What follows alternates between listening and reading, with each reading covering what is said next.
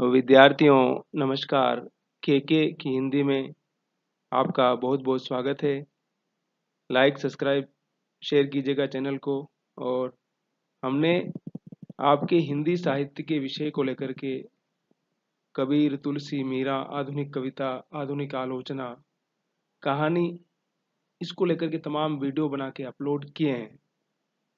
आप प्लीज़ एक एक करके आइए, देखिए, उसको बार बार देखिए। और अगर आप निरंतरता के साथ इस काम को करते रहेंगे तो चाहे आप कोई सी भी परीक्षा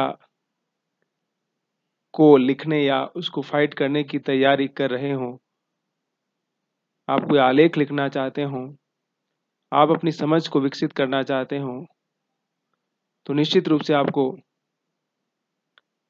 लाभ मिलेगा। आपको अपने आप को रीडेवलप करने में, अपने आप को ट्रांसफॉर्म करने की जो प्रक्रिया है, जो कि शनै शनै होती है, उसमें ज़रूर मदद मिलेगी। और आप हमारे साथ बने रहिए और निरंतरता,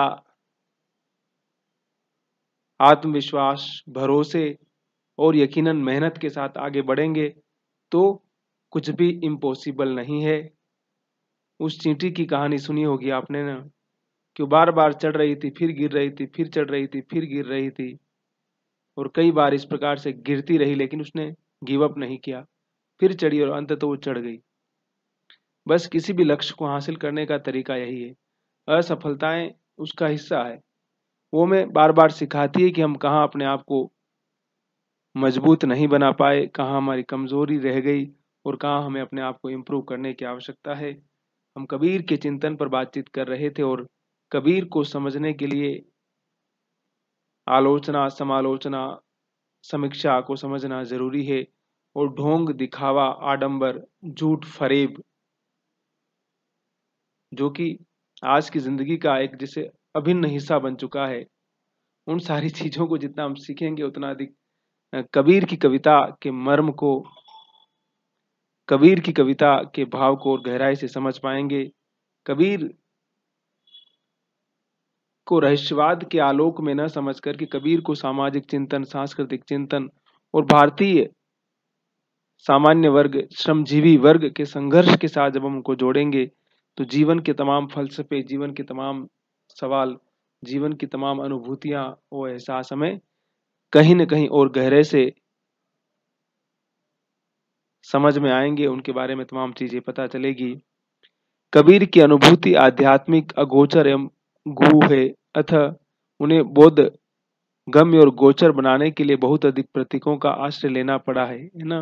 मतलब उनका जो जीवन दृष्टिकोण है कुछ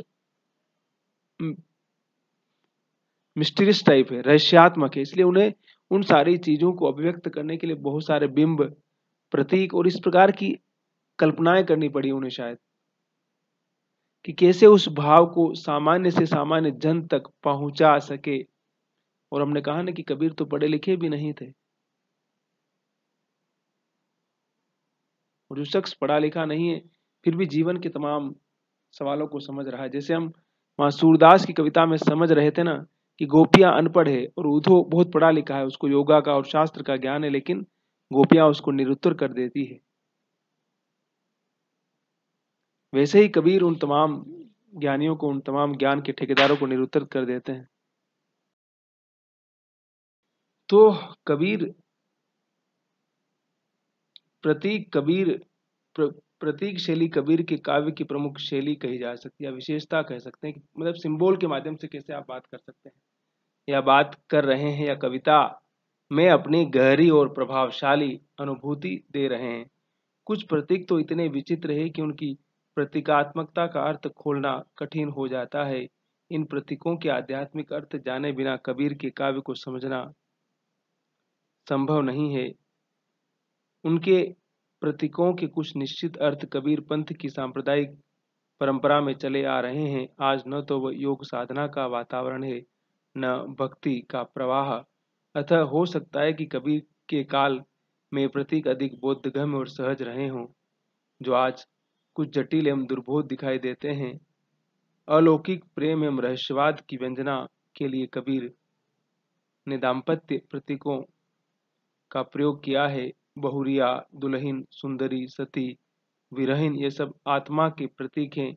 कंत, पति, भरतार, नंदन, कबीर, बालम, लाल, पीव आदि प्रतीक परमात्मा के हैं। तात्पर्य यही कि आत्मा के लिए नारी या पत्नीवाचक तथा परमात्मा के लिए प्रीतम या पतिवाचक प्रतीकों का प्रयोग किया गया है।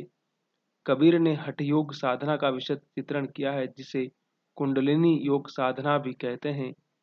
मूलाधार चक्र में स्थित कुंडलिनी शक्ति जो 3.5 वलय लपेटे हुए सोई हुई है, साधना द्वारा जागृत होने पर षट चक्रों को भेदती हुई सम्राहार चक्र तक पहुंचती है, जहां इड़ा, पिंगला एवं सुषुम्ना नारियों का संगम होता है।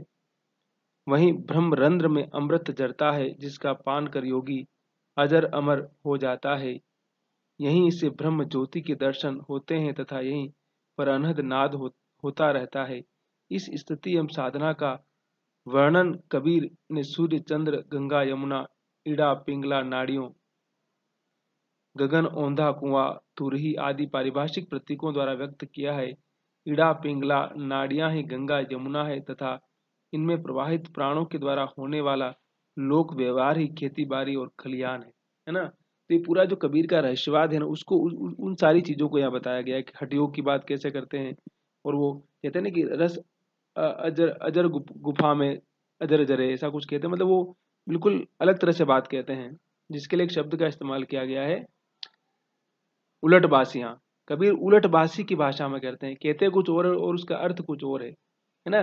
तो कबीर का जो उलटबासी का जो संसार है कि कहना उसी भाषा में, सरल भाषा में, लेकिन उसके माध्यम से कुछ अलग तरह की बात करना, उसके माध्यम से, इसलिए उन्होंने उलटबासी में बात कही कि उस दौर के जो तमाम ज्ञानी लोग थे ना, उनके ज्ञान का भ्रम भी तोड़ना था उनको ना, जिनको कहते थे कि बड़ा ज्ञान का घमंड था और सामान्य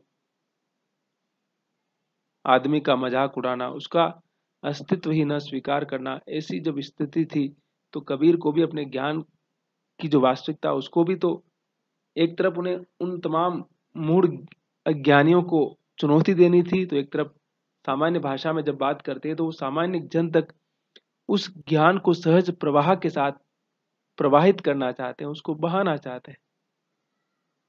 इसलिए कबीर हमारे लिए बहुत प्रासंगिक है। और ये उलटबासियां कबीर के साहित्य को समझने का बहुत बड़ा सूत्र है। जब हम कबीर को समझते हैं और कबीर की रचनाओं को समझते हैं, तो शायद हम कबीर की उलटबासियों के उस लोक के माध्यम से और भी बहुत सारे सवालों और बहुत सारे संदर्भों को समझते चलते हैं। और हमने कहा ना, एक तरफ उस चली आ रही वैदिक परंपरा में जो ज्ञान का पाखंड था, उसको भी तो उन्हें चैलेंज करना था, और एक तरफ जो अनपढ़ जो जनता थी, उससे भी तो कुछ न कुछ उसकी भी तो आंखें खोलनी थी न कबीर को। तो कबीर के सामने ये दोहरी चुनौती है, और कबीर इस दोहरी चुनौती को बड़ा सहर्ष स्वीकार करते हैं। यही कबीर की ताकत है। हजारी प्रसाद द्विवेदी ने जो कबीर नाम की पुस्तक लिखी उनके ऊपर, हम उसको पढ़ेंगे तो उसमें विस्तार से उन्होंने जिक्र किया उसके ऊपर। पुरुषोत्तम जी ने उस पर काम किया, पुरुषोत्तम अग्रवाल जो हिंदी के बड़े आलोचक हैं, कभी जेएनयू में प्रोफेसर थे, फिर यूपीएससी में चले गए, और नेहरू पर उन्होंने बड़ा काम किया है, अंग्रेजी साहित्य में भी काम किया है, तमाम भाषाओं में लिखते रहे, पढ़ते रहते हैं। आप यूट्यूब पे सर्च करेंगे तो उनके तमाम भाषण अवेलेबल हैं। पुरुषोत्तम अग्रवाल, उनको सुना जाना चाहिए। सहमतियां असहमतियां अपनी जगह है, और वाम पंथ और दक्षिण पंथ का जो पूरा द्वंद्व चल रहा है वो तो आप सब जानते ही हैं। और सत्ता के अपने सरोकार हैं, अपने दृष्टिकोण है। मैं उन लेफ्ट और राइट की बात न करते हुए मैं सीधा सीधा इतना ही कहूंगा कि जो सत्य है, जो वास्तविकता है, उसको समझने और जानने की आवश्यकता है। और कबीर को समझने के लिए इन सारी चीजों और इन सारे दृष्टिकोणों को समझना बहुत जरूरी है। फिर देखिए कबीर की आगे क्या कहते हैं वो, कि यद्यपि कबीर की वाणी निर्गुण वाणी कहलाती है, पर उपासना के क्षेत्र में ब्रह्म निर्गुण नहीं बना रह सकता। सेव से विभाव में स्वामी में कृपा, क्षमा और औदार्य आदि गुणों का आरोप हो ही जाता है। इसलिए कबीर के वचनों में कहीं भी निरुपाधि निर्गुण ब्रह्म सत्ता का संकेत मिलता है, और कहीं सर्ववाद की झलक मिलती है। सारांश ये है कि कबीर में ज्ञान मार्ग की जहाँ तक बातें हैं, वे सब हिंदू शास्त्रों की है, जिनका संचय उन्होंने रामानंद जी के उपदेशों से किया। माया, जीव, ब्रह्म, तत्वमसि, 8 मैथुन, अष्टमैथुन, त्रिकुटी, 6 रिपु इत्यादि शब्दों का परिचय उन्हें अध्ययन द्वारा नहीं सत्संगत द्वारा ही हुआ, क्योंकि वे जैसा कि प्रसिद्ध है कुछ पढ़े लिखे न थे, तथापि वेदांतियों के कनक कुंडल न्याय आदि का व्यवहार भी इनके वचनों में मिलता है। इसी प्रकार उन्होंने हठयोगियों के साधनात्मक रहस्यवाद के कुछ सांकेतिक शब्दों जैसे चंद, सूर, नाद, बिंदु, अमृत, औंधा, कुआ को लेकर अद्भुत रूपक बांधे हैं, जो सामान्य जनता की बुद्धि पर पूरा आतंक जमाते हैं। वैष्णव संप्रदाय से उन्होंने अहिंसा का तत्व ग्रहण किया। देखिए, वैष्णव ने कहा ना कि वैष्णव संप्रदाय में अहिंसा की बात बहुत प्राचीन काल से चली आ रही है, और हमने कहा ना आधुनिक काल में गांधी उस पूरे सिद्धांत को थ्योराइज करते हैं और अपने हिसाब से उसको यूज करने का प्रयत्न करते हैं। तो महात्मा गांधी के चिंतन में जो अहिंसा बोध और सत्य की बात बार बार आती है, वो कहीं ना कहीं उसी परंपरा से आती है। इसलिए गांधी बार बार कहते हैं कि मैं नया कुछ भी नहीं कह रहा हूं, मैं वही कह रहा हूं जो परंपरा में कहा गया, मैं उसको बस दोहरा रहा हूं, लोगों के दिमाग में फिर से उस बात को जस्ट ताजा करने का उपक्रम कर रहा हूं।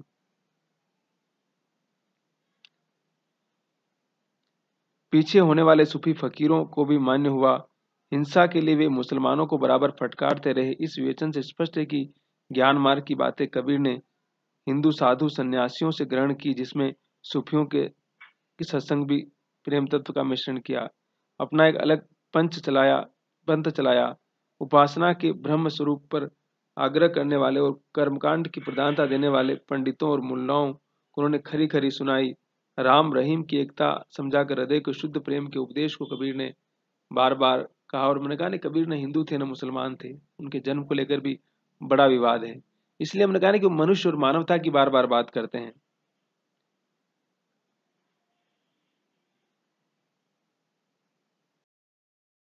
और उनकी भाषा के बारे में हमने पहले बताया था ना, उनकी भाषा सदुकड़ी भाषा है, मिक्स भाषा की बात करते हैं बार बार। ठीक है, देशाचार और उपासना विधि के कारण मनुष्य मनुष्य में जो भेदभाव उत्पन्न हो जाता है, उसे दूर करने का प्रयत्न उनकी वाणी बराबर करती रही। यद्यपि वे पढ़े लिखे न थे, पर उनकी प्रतिभा बड़ी प्रखर थी, जिससे उनके मुंह से बड़ी चुटीली और व्यंग्यात्मकतापूर्ण बातें निकलती रही हमेशा। इनकी पंक्तियों के विरोध में मतलब इस प्रकार का आकर्षण है कि उन्होंने हमेशा आम जन को, आम आदमी को हमेशा अपनी वाणी के माध्यम से प्रभावित किया। तो कबीर को जब हम समझेंगे, कबीर को जब समझते हैं, तो कबीर की जो कविता है वो हमारे सामने इस प्रकार के तमाम सवाल, तमाम बातें हमें इनकी दर्ज करती हुई नजर आती है। इसलिए कबीर को सिर्फ और सिर्फ किसी एक मत में नहीं समझना चाहिए। कबीर की जो कविता है उसके बहुत सारे आयाम है ना। और कबीर बार बार हमने कहा ना कि मसी कागद छुयो नहीं, कलम गही नहीं हाथ। हो कह रहे कि हमने तो कभी न कलम लिया न शाही हाथ में ली है, हम तो पढ़े लिखे भी नहीं है, बस जीवन के जो ज्ञान के अनुभव है उनको हमने अर्जित किया है। और जब उनको हमने अर्जित किया है तो वही हमारा सच्चा ज्ञान है। और कहते हैं कि सतगुरु की महिमा अनंत अनंत किया उपकार, लोचन अनंत उगाड़िया अनंत दिखावन हार। और गुरु के बारे में कह रहे हैं कि गुरु कितने महान होते हैं, कि सतगुरु की महिमा अनंत है, उन्होंने हमारे ऊपर बहुत सारे उपकार किए हैं और उन्होंने हमारी आंखें खोल दी और हमें इस अनंत संसार के दर्शन करने में अपना बहुत ही भरपूर योगदान दिया है। इसलिए मैं उनके प्रति हमेशा आभारी हूँ और उनका हमेशा शुक्रगुजार हूँ, ऋणी हूँ मैं। फिर वो कहते हैं कि माला फेरत जुग गया, गया न मन का फेर, और कर का मन का डारी की और मन का फेर। कह रहे हैं कि जो लोग सिर्फ माला फेरने का नाटक करते हैं, ढोंग करते हैं, उनसे कुछ नहीं होने वाला है। कि माला फेरते फेरते पूरा जुग गया, पूरा जीवन चला गया, लेकिन मन में कहीं कोई परिवर्तन घटित नहीं हुआ। और कर का मन का डायरी, यानी कर का जो हाथ का जो मन का यानी जो मोती उसको डाल दो आप, आपके भीतर जो मन का यानी जो मन के अंदर जो मोती है उनको फेरना चाहिए। यानी मनुष्य जब तक अपने भीतर ट्रांसफॉर्मेशन नहीं करेगा, तब तक बाहर दुनिया को दिखाने के लिए चाहे कितना कुछ भी करता रहे, उन सारी चीजों से वो समाज को, जीवन को, दुनिया को कुछ भी नया नहीं दे सकता है। वो बाहर कितना भी ढोंग करे, दिखावा करे, उन सारी चीजों का कहीं कोई मतलब नहीं है, कहीं कोई महत्व नहीं है। इसलिए हमने कहा ना कि कबीर मध्यकाल के एक ऐसे कवि हैं जो आलोचना करते हैं हमेशा। और आलोचना का मतलब विरोध नहीं होता है। आलोचना का मतलब कोई आपकी आलोचना कर रहा है, मतलब आपको मॉडिफाई कर रहा है, आपके भीतर की कमियों को बता रहा है। और अच्छाइयों को भी बता रहा है। वो समालोचना, आलोचना, समीक्षा जिसको हम बोलते हैं, क्रिटिसिज्म जिसको बोला जाता है, वो क्रिटिसिज्म असल में चीजों को बेहतर करने का एक प्रोसेस है जिसको शायद लोग समझ नहीं पाते हैं। फिर कहते हैं कि ऊंचे कुल का जन्मिया करनी ऊंची न होए, सुवर्ण कलश सुरा भरा साधु निंदत सोए। कह रहे कि ऊंचे कुल में जन्म लेने से ही कुछ नहीं होता है, आपके गुण में भी वो उच्चता होनी चाहिए। जैसे सोने का जो कलश होता है, अगर उसके अंदर शराब भर देंगे आप तो साधु उसकी निंदा करेंगे। और ये जो जाति व्यवस्था उसकी भी बड़ी आलोचना करते हैं वो। जब प्रकृति ने मनुष्य को बनाया तो किसी बात का कोई भेदभाव नहीं किया है। न हमारा जन्म हमारे हाथ में है, न हमारी मृत्यु हमारे हाथ में है। तो फिर बीच में जो पूरा सिस्टम बना रखा है जिसमें इतने सारे भेदभाव, इतनी सारी चीजें हैं, वो मनुष्य ने, उन लोगों ने बनाई जो कि सत्ता में रहे, जो शासन चलाते रहे। और शासन चलाने के लिए कुछ लोगों को अपना गुलाम बनाने के लिए जो सिस्टम बनाया है, बस वही तो सारी समस्या है। वही तो एब्यूजिंग डिस्क्रिमिनेशन शुरू हुआ है। That's make society abusing and we want equal society, we want great society, but how can it possible? So Kabir always tell all human being is equal, then who is divide, who is making this discrimination भेदभाव? ये भेदभाव किसने किया? उसी संदर्भ को, उसी बिंदु की वो बार बार गहराई से बात करते हैं। वो प्रभाव समाज में उस युग में कितना पड़ा नहीं पड़ा होता, भक्ति मूवमेंट के उन तमाम संदर्भों से समझ सकते हैं। लेकिन 1947 के बाद एक नया मुल्क बनता है, उस मुल्क में हम लोग हैं, ये भी हमें समझना चाहिए। फिर देखिए कबीर का बहुत प्रसिद्ध दोहा है कि पाहन पूजे हरि मिले तो मैं पूजूं पहाड़, और घर की चाकी क्यों नहीं पूजे पीसी खाए संसार। वो कह रहे हैं कि अगर पहाड़ पूजने से भगवान मिल जाते हैं, पत्थर पूजने से, तो मैं पूरे पहाड़ पूजने को तैयार हूँ। जिस घर की चक्की में हम आटा पीस के खाते हैं उसकी पूजा क्यों नहीं करते हैं? वो कम से कम हमें भोजन तो दे रही है। और ये लोग जो बाहर सिर्फ पूजा पाठ और ढोंग नाटक करते हैं, उस नाटक को कबीर इसलिए उसकी आलोचना करते हैं। और कबीर कहते हैं कि जब तक भीतर से आप उन सारी चीजों को समझेंगे नहीं, आपके भीतर सच्चाई, ईमानदारी और नैतिकता का मूल्य पैदा नहीं होगा, तब तक बाहर आप कितना भी पूजा पाठ करो, कुछ भी दिखावा करो, उससे आपके भीतर के जीवन में कोई बेहतर परिवर्तन नहीं घटित होगा। इसलिए कबीर कहते हैं कि पाहन पूजे हरि मिले तो मैं पूजू पहाड़। और कह रहे हैं कि घर की चाकी क्यों नहीं पूजे पी सिखाए संसार। कह रहे कि अगर पत्थर पूजने से भगवान मिल जाते तो मैं पूरा पहाड़ पूजने को तैयार हूँ। और जो घर में चक्की चलती है वो, उससे कम से कम हम आटा तो खाते हैं ना, उसके बेहतर तो उसकी पूजा होनी चाहिए, है ना।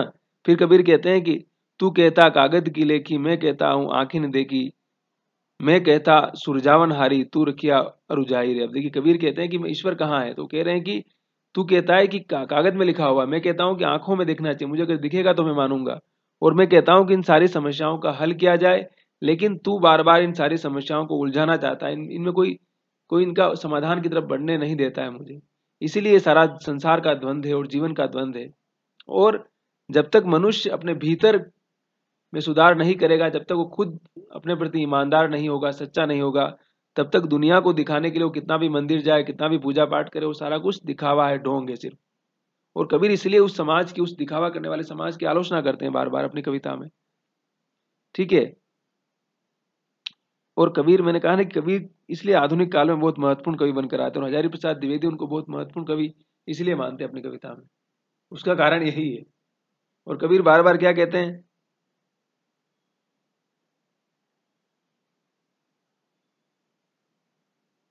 कि मनुष्य की कथनी और करनी में अंतर नहीं होना चाहिए। अगर उसकी कथनी और करनी में अंतर होगा तो वो चाहे कितनी भी बड़ी बड़ी बातें कर ले दुनिया को। इसलिए देखिए महात्मा गांधी ने कहा था ना कि मैं, मेरे जीवन में जब ये सब चीजें नहीं तो मैं दूसरों को क्या बोलूं मैं। और जब उन्होंने, वो खुद तो बड़े वकील थे, आपको मालूम है, लंदन वहां अफ्रीका पढ़ के आए थे। लेकिन जब उन्होंने ये सब प्रण किया, आजादी की मूवमेंट में कूदे, तो उन्होंने प्रण किया कि मैं सारी उम्र बस इतना सिंगल ही कपड़ा पहनूंगा बस मैं। जब मेरे देश के लोगों को ढंग का कपड़ा पहनने को नहीं मिल रहा तो मुझे अधिकार नहीं कि मैं इस प्रकार का कपड़ा पहनूं। और फिर मैं लोगों को उपदेश दूं कि तुम देश की आज़ादी के लिए कूदो, समाज के लिए कूदो, वो कैसे मेरी बात मानेंगे? मैं तो ऐश आराम की ज़िंदगी जी रहा हूँ, आराम से ऐश का कर रहा हूँ और लोगों को बोल रहा हूँ कि तुम त्याग करो, तुम सब छोड़ दो, तुम जेल जाओ देश के लिए, तो क्यों जाएंगे? मेरी बात क्यों मानेंगे वो? तो गांधी जी इसलिए अपने जीवन में उन सारे मूल्यों को उतारने के बाद दूसरों को कहने का अधिकार अर्जित करते हैं। और कबीर कहीं न कहीं उसी चिंतन, उसी विचार को हमारे सामने रखते हुए नज़र आते हैं। इसलिए कबीर को उस गहराई के साथ समझने की आवश्यकता है। और मैंने कहा ना, कबीर की चाहे उलट बासियाँ हों, चाहे उनके दोहे हों, चाहे उनकी साखी हो, सबद हो, रमैनी हो, और कबीर को तो आप जानते हैं कि लोक में कितना गाया जाता है। तमाम लोग गा रहे हैं कबीर को, सदियों से गाते रहे हैं। तो कबीर की लोकप्रियता और जनप्रियता का कारण ये है कि कबीर कहीं न कहीं समाज को उस सारे चिंतन के केंद्र में अपने आप को स्थापित करते हैं। ठीक है? तो बने रहिए आप मेरे साथ और सब्सक्राइब कीजिएगा और वीडियो हमेशा पूरा देखिए। हम मिलते हैं अगले वीडियो में।